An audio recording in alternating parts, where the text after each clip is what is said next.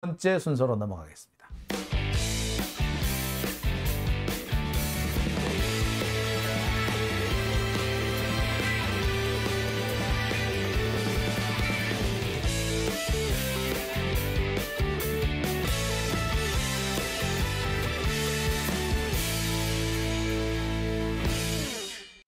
네, 오밤중의 뉴스 함께하고 계신 지금 시각 12시 44분을 지나고 있습니다. 자, 오늘 제가 준비한 세 번째 순서는요, 고발 사주 사건입니다. 고발 사주 사건에 대한 재판이 오늘 열렸는데요. 오늘 재판에서 김웅과 손준성의 유죄를 입증할 수 있는 유력한 증거가 나왔습니다. 자, 그래서 오늘 준비한 제가 세 번째 주제는요, 김웅의 모르쇠가 깨지나 고발 사주 사건 새 증거 나왔답니다. 고발 사주 사건이 한 달 만에 재개가 됐습니다. 그동안 법원의 휴정기 때문에 재판이 멈춰져 있었고요. 오늘은 고발 사주 사건을 보도한 기자 전혁수 기자, 당시는 뉴스버스 기자였고요. 지금은 미디어스 기자입니다. 현재의 미디어스 전혁수 기자가 출석을 해서 증인을 했습니다.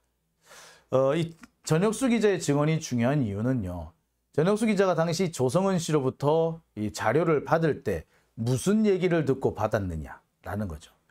전혁수 기자한테 조성은 씨가 자료를 넘겨줄 때만 해도 이 조성은 씨는 이 국민의힘, 그러니까 그 당시 미래통합당 쪽 사람이었어요.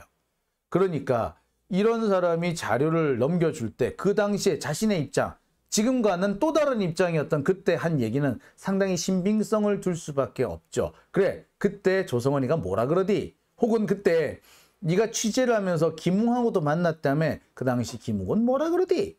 요 얘기를 재판에서 하게 된 겁니다. 그 과정에서 중요한 얘기들이 나왔어요.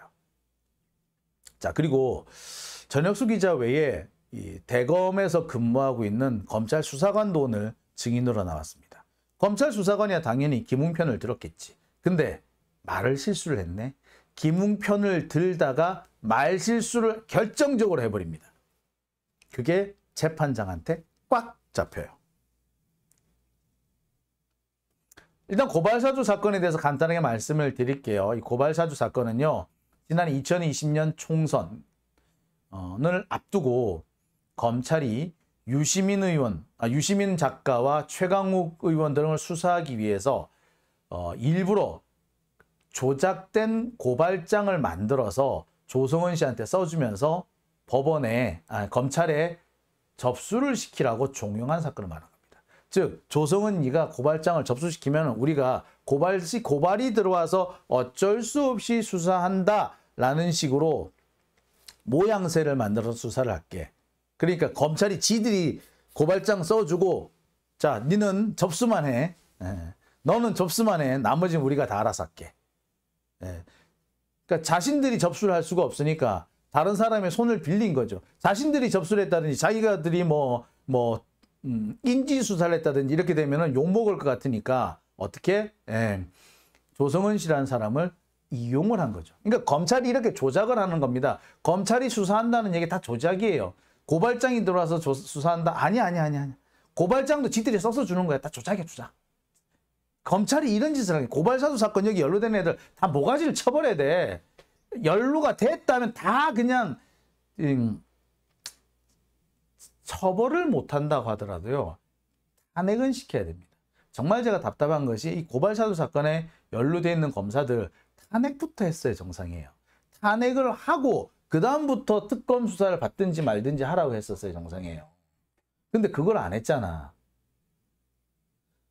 그 당시에 추미애 장관이 이 고발사주 사건에 연루되는 검사를 탄핵시키려고 여러 가지 방식으로 했었어요. 노력을 했었어요. 근데 그거를 당시 민주당 안에서, 민주당 쪽에서 다 이걸 아작을 해버렸어. 답답하죠. 2020년 총선에서 승리한 다음에 누가 당대표가 됐더라? 자, 이와 또 연관된 사건이, 고발사주와 연관된 사건이 또 뭐냐면은 채널A 검언유착 사건이죠. 이 채널A 검언유착 사건이 들통이 납니다. 여기에 이제 얽힌 사람이 제보자 X죠. 제보자 X가 그 채널A 이동재 기자하고 뭐 얘기를 하다가 이동재 기자로부터 뭐 한동훈 얘기를 듣죠. 그리고 한동훈 얘기를 들은 걸 그대로 가지고 폭로를 하게 만든 겁니다. 그 MBC에서 보도를 하죠. 그래서 이게 소위 말하는 그 채널A 검언 유착 사건이 생깁니다. 그 채널A 검언 유착 사건이 뭐였느냐? 이동재 기자가 한동훈하고 서로 정보를 주고받으면서 당시 라임 옵티머스 사건이었나? 뭐 이쪽 관련돼 가지고 그 라임 옵티머스 사건이 유시민하고 연결돼 있다는 식으로 계속 연결을 지어 나가려고 했던 그 사건이잖아요. 자, 이게 자꾸 얽히고 설킵니다. 그렇죠? 이렇게 보면은 검찰이 여러 가지 방법으로 없는 사건을 만들고 있다. 그죠? 라임 옵티머스 사건에 유시민이 거기 왜 나와요? 그죠? 근데 어떻게든 간에 라임 옵티머스 사건에 유시민을 엮어 넣은 거야, 한 거야. 왜? 그때가 총선을 앞두고 있었거든. 총선 앞두고 이런 조작 장난질을 치려고 한 거예요. 근데 이 조작 장난질이 들키게 되니까 이것을 다시 뒤집기 위해서 만든 사건이 고발사주 사건이었던 겁니다. 그때도 벌였던 짓거리를 지금 검찰이 못할까요? 할 수 있습니다. 제가 볼 때는 그래요. 이 고발사주 사건하고 채널A 검언 유착 사건, 그 당시 연루됐던 사람이 형사처벌을 안 받을 수 있을지는 모르겠지만 탄핵 대상은 되는 거였어요. 탄핵은 시켰어야 돼. 근데 탄핵을 안 시켰잖아. 왜 안 했는지 모르겠어. 그때 했었으면, 그때 하나하나 제대로 했었으면 한동훈도 탄핵됐고요. 윤석열도 탄핵됐어요. 왜? 검찰은 있지도 않는 사건을 만들어서 검찰 수사를 해가지고 자신들의 정적을 탁탁 쳐냈는데 왜 우리는 분명히 해야 될 일도 제대로 안 해가지고 정적들을 만들어주냐고. 이낙연의 잘못입니다. 이거는 솔직히 말하자면요. 검사 탄핵은 대통령이 못해요. 국회에서 하는 거지. 180석을 가지고 있던 국회에서 했었어야 돼. 그때 당대표 누구였어요? 자, 여하튼. 자, 이 고발사주 사건의 구조는 이렇습니다. 손준성 검사가 지 밑에 있는 검사들을 시켜가지고 고발장을 써. 그래서 손준성이 김웅한테 텔레그램을 보내요. 그래서 텔레그램에 남은 것이 손준성 보냄이죠. 그리고 김웅 의원이 이거를 조성은 씨한테 전달하는 겁니다. 그리고 이 조성은 씨가 나중에 전혁수 기자한테 제보를 하게 돼요. 이 구조였습니다. 그러면은 손준성하고 그 밑에 있던 검사들하고 김웅하고 다 잡혀가야 되겠네? 자, 근데 지금은 아무도 안 잡혀갔어. 손준성, 뻔뻔스럽게 서울고검의 공판 송무부장이라는 중요한 직책을 맡고 있어요. 김웅 의원, 여전히 의원이지. 그러면서 불구속 상태 재판 받고 있어. 지들은 다 잡아가두고. 이거 완전히 개판이지, 개판. 이게 뭐 나라가 있다고야, 이씨, 진짜. 자.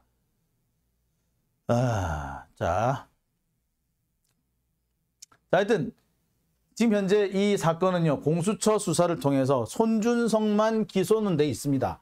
김웅은 기소도 안 돼 있어요. 여하튼 뭐 이 상태로 지금 진행이 되고 있는데, 재판은 1년 정도 끌고 있습니다.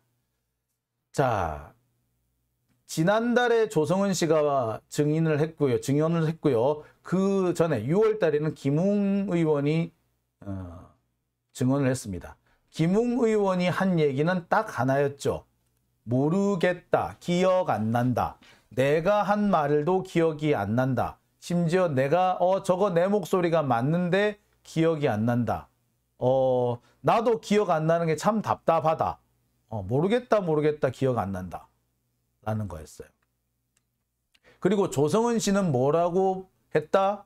그 당시에 중앙일보도 선거에 개입했었다. 라는 식의 그 증언까지 합니다. 김웅은 모른다. 심지어 내 목소리도 잘 모르겠다. 조성은은 김웅한테 받았다. 그 자리는 심지어 어떤 자리였다? 중앙일보하고 미래통합당하고 만나가지고 선거 개입을 약속하는 자리였다. 라고까지 증언을 했습니다. 자, 이쯤 되면 사실 나오고 다 나왔잖아. 그치? 참. 자, 그리고 오늘 이 전혁수 기자의 증언이 있었습니다. 오늘 전혁수 기자는 뭐라고 했느냐? 고발사주 사건, 이거 아마 김웅이 고발장 내용 알고 있었을 거다. 김웅은 나는 모르겠다. 고발장 기억도 안 난다. 내가 한 목소리, 내 목소리도 잘 모르겠다. 라고 했지만 분명히 김웅은 고발장 내용을 알고 있었다. 왜? 내가 취재 과정에서 김웅하고 전화를 했거든. 그런데 내가 본격적으로 묻기도 전에 그거 공직선거법 위반이야. 라고 고발장에 적힌 내용을 그대로 얘기를 하더라. 자, 그러니까 이 전혁수는 그랬다는 거야. 이 사람이 고발장 내용을 정확하게 알고 있네. 그러면 지가 쓴 거 맞네. 아니면 지가 개입한 거 맞네. 라고 확인했다라는 거예요. 자, 또 있습니다. 변호인이 야, 그건 혹시 잘못 착각하고 있는 거 아니야? 보니까 그때 김웅이 최강욱 의원을 공직선거법 위반으로 고발을 하려고 이렇게 생각도 하고 있었고 메모도 적어놓고 있던데 그거랑 헷갈린 거 아닐까? 라고 하니까 전혁수가 바로 반박을 합니다. 무슨 개뿔 뜯어먹는 소리. 김웅이 원래는 고발장 초안을 지가 직접 작성했다고 말했다가 아니다라고 번복을 하더라. 그러면서 공직선거법이라고 지가 먼저 치고 나왔는데 이거 어떻게 모른다고 어떻게 헷갈렸다고 말하냐? 라고 변호인 반대신문을 오려 반박을 합니다. 전혁수 기자의 증언 내용은 그런 거죠. 내가 조성은으로부터 이 고발장을 받아가지고 그거를 김웅한테 확인 전화를 했다. 그랬더니 김웅이 그 전화에 대해서 그 고발장에 대해서 잘 알더라. 당연히 나한테 이렇게 말할 정도라면 그럼 당연히 지가 썼거나 지가 알고 있거나 심지어 처음엔 지가 썼다 했다. 김웅의 모르쇠를 깰 수 있는 중요한 증언이 나온 거죠. 그죠? 여기서 끝이 아니에요. 자, 당시 이 대검 수사정보정책관실에서 근무하던 수사관이 한 명 있습니다. 이 사람도 전모 씨라고 해요. 이 전모 씨가 이번에 또 증인으로 나왔어요. 뭐라고 나왔느냐면 이 전모 씨라는 이 수사관이 검찰 수사관이 업무 수첩에 기록해 놓은 게 있어. 지땡땡 그러니까 제보자 X 지땡땡 54세 사기 횡령 배임 점점점 이런 식으로 써놨더라는 거야. 그러면서 정보 보고 2000년 4월 7일 이렇게 써놨더라는 거야. 자, 그럼 이게 뭐야? 제보자 X와 관련해 가지고 미리 뭔가를 확인했거나 무엇을 이렇게 전달을 받았다라는 얘기죠. 어떤 정보 같은 경우는 정보 보고 이렇게 정보를 자기가 확인을 해서 정보 보고를 했다는 얘기죠. 근데 이 내용만 보더라도 바로 고발사주 사건과 관련해서 수사정보정책관실에서 뭔가 개입을 했다라는 증거라고 볼 수 있었던 겁니다. 자, 2020년 4월 7일이라고 썼죠. 자, 이와 관련해서 법원이 묻습니다. 이거 2020년 4월 7일 이 사건 벌어지기 직전에 보고한 거 맞죠? 라고 했더니 이 증인이 이렇게 얘기합니다. 아니다. 2020년이 아니고 내가 착각을 했는데 2021년 기록이다. 2020년 4월 기록이 아니다. 라고 발뺌을 합니다. 그러니까 판사가 물어봐요. 야, 54세 아니야. 54세. 야, 그 제보자 X 65년생이거든? 그러면 2021년이면은 만 54세가 아니잖아. 만 55세지. 예?